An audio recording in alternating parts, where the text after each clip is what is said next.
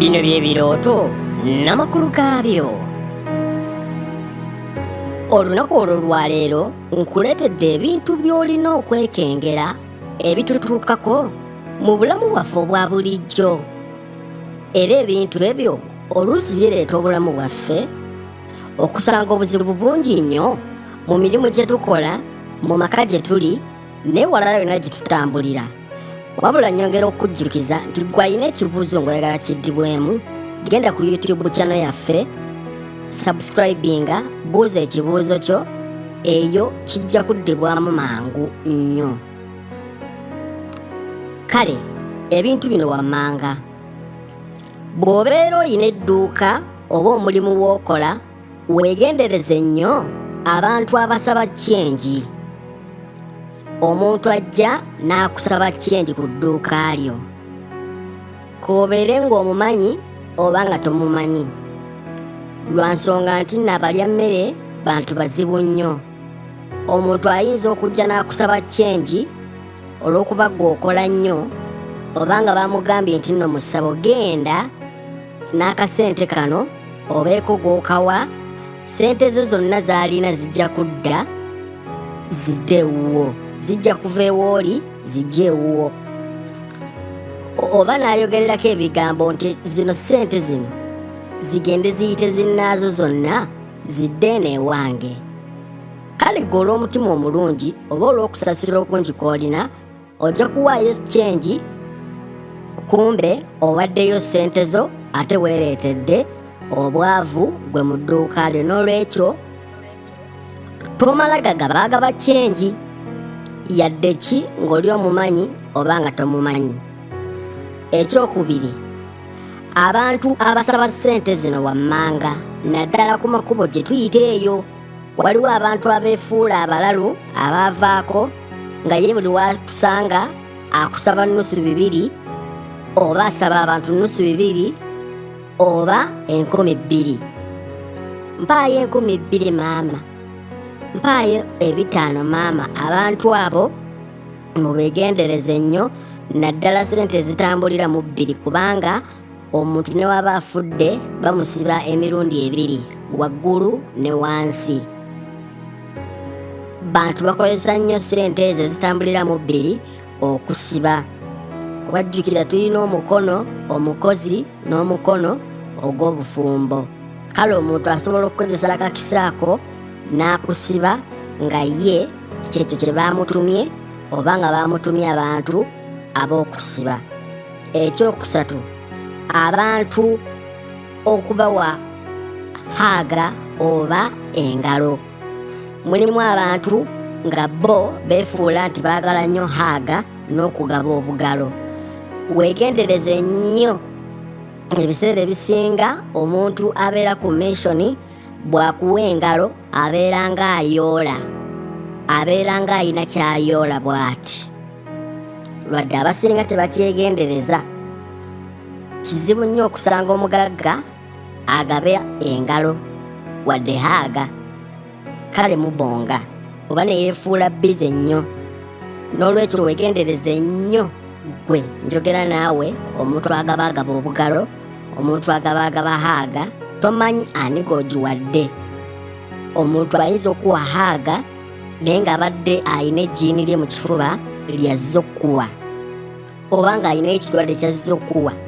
Era ogenda okulaba nga gwe abadde omulamu oli wamaze okuwa haaga owulira okuzitowa mu kifuba kyo.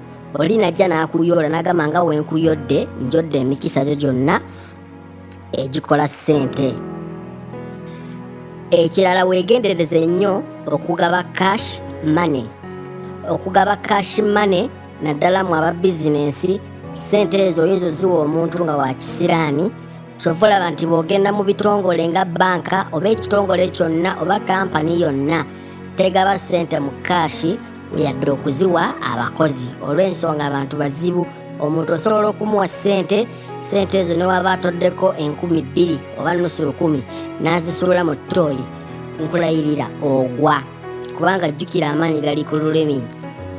Ogwa. Kyova olaba kampani oba ki, ola ne mu banka ewali kaashi, nabo bazibateera ku banka akawunti.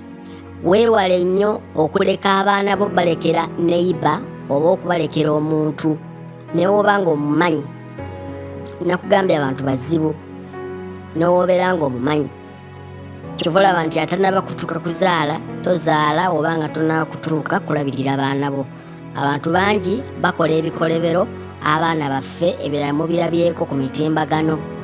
Abantu basala abaana baffe abaana bammwe enviiri babasalako enjala, abalala babakozesa, abalala babayigiriza ebyobuseegu. Bano boolaba abakozi ng'akutte omwana omuto amuyigiriza wa waalina okuteeka. N'olwekyo weegendereze nnyo okumala galeka omwana ewantu. Kale noonyaayo buno obusomero obulabirira abaana gy'obeera otwala omwana wo kale bamulabirire. Ekirala weegendereze okukwata amasimu g'otamanyi naddala mu budde obw'ekiro okusingira ddala ng'obadde weebase n'osisimuka busisimusi olw'okuba essimu evuga.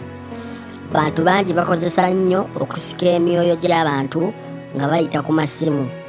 N'emisana weewaawo bakikola oli nakkubira essimu naye n'atabaako kyayogera n'asirika. Olwo nno manya nti nno bali mu kusika muzimu gwo mu ssabo gugende gusamire. Ekirala weewale okwambala engoye enkadde naddala ez'omuntu ng'omumanyi, naddala ez'omuntu gw'omanyi ng'oli akuwadde olugoye nga lukadde.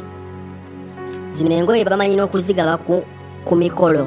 Oli n'akuwa olugoye nga lukadde, oli n'atonera munno olugoye nga luyulifu.